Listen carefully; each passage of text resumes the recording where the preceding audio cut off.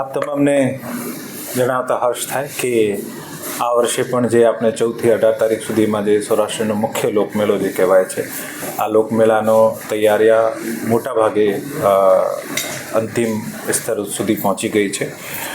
આ તમામ એક્ટિવિટીઝ જે મુખ્યત્વે આપણે સ્ટોલની હરાજી કરવાની હોય અને તમામ પાર્ટીઝને સ્ટોલ આપવાની હોય, આમાં ઓનલી 24 સ્ટોલ આજની તારીખમાં બાકી છે. બાકી તમામ સ્ટોલ્સ જે છે અથવા તો હરાજીથી મળી ગઈ છે અને હરાજી પછી અમને અમુક ફોર્મ્સ રિસીવ થઈ ગયા છે જે લોકો અપસેટ પ્રાઇસ ઉપર લેવા ઈચ્છે છે.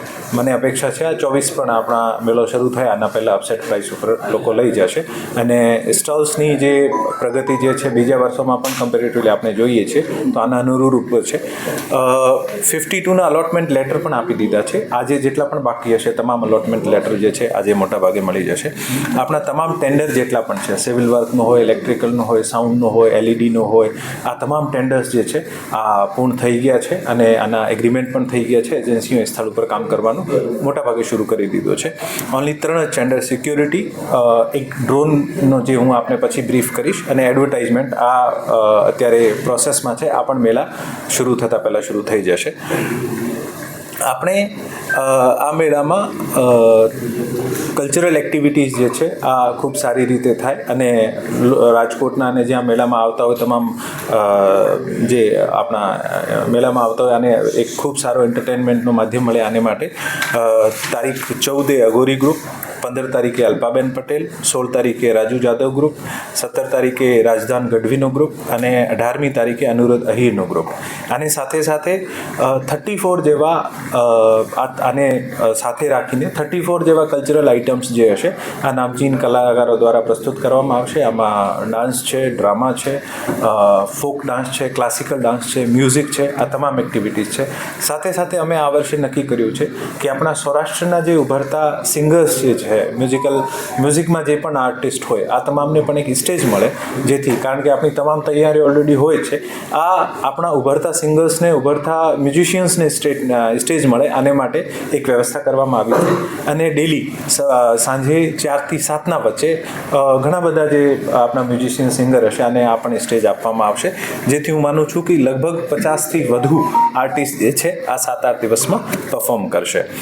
ડિઝાસ્ટર મેનેજમેન્ટના પોઈન્ટ ઓફ વ્યૂથી આપણે અહીંયા આ વર્ષે ડ્રોન અને એઆઈ મારફત ક્રાઉડ કંટ્રોલનો જે છે આ એક્ટિવિટી હાથ ધરવામાં આવી છે. આનું ટેન્ડર ઓલરેડી લાઈવ છે, આવનારા દિવસોમાં પૂરું થઈ જશે. સાથે સાથે જે પોલીસના વોચ ટાવર્સ છે આમાં 5 મુખ્ય જ્યાં સૌથી વધારે ક્રાઉડ હોય છે આવા સ્થળો પર ક્વિક રેસ્પોન્સ ટીમ રાખવામાં આવશે. આ ક્વિક રેસ્પોન્સ ટીમમાં એસડીઆરએફ અથવા એનડીઆરએફ, હેલ્થના માણસો, ફાયરના માણસો અને પોલીસના જવાનો હશે, જેથી ક્રાઉડ મેનેજમેન્ટના ભાગરૂપે જ્યારે ટાવર પરથી કોઈ પણ સૂચના મળે અથવા બીજી રીતે આપણને સૂચના મળે તો આપણે ટીમ ઝડપથી ત્યાં સ્થળ ઉપર પહોંચીને કોઈ પણ ઇશ્યુઝ બનતો હોય તો આનું નિરાકરણ કરી શકશે. સાથે સાથે આખા મેળાના પ્લાનિંગના ભાગરૂપે એક ડેડિકેટેડ ઇવેક્યુએશન પ્લાન પણ બનાવવામાં આવ્યું છે, જેથી ભગવાન ના કરે પણ કોઈ નાનું મોટું ઇશ્યુ થાય તો આપણે ઝડપથી આને પહોંચી વળીએ શકીએ. સાથે સાથે તમામ એચઓડીઝ જેટલા પણ હશે આ તમામને વોકી ટોકી આપવામાં આવશે, જેથી એકબીજા સાથે ઝડપથી કમ્યુનિકેશન કરી શકશે અને કોઈ પણ સ્થિતિ હોય ત્યાં ઝડપથી રેસ્પોન્સ આપી શકશે. પાર્કિંગ સ્થળો ઉપર પોલીસ દ્વારા એક સૂચન હતો કે દર વખતે અમુક બાઇક્સની અથવા ગાડીઓની ચોરી થઈ જતી હોય છે. આ વર્ષે અમે એવું પ્લાન કર્યું છે કે તમામ 5ના 5 દિવસે ડિફરન્ટ કલર્સની રિસીટ્સ જે છે યુનિક નંબરવાળી આ પોલીસને જ્યાં પણ આપણું અમારો એક માણસ હશે જે તમામ પાર્કિંગવાળાને નિઃશુલ્ક આપશે અને પોલીસને જ્યારે આ યુનિક નંબરની જે રિસીટ બતાવવામાં આવશે તો જ પોલીસના અધિકારી જે છે અથવા કર્મચારી જે છે આ વ્હીકલ લઈ જવા દે, જેથી ચોરો જે છે આ ચોરીનો બનાવ છે આમાં મહદઅંશે રોક લાગે.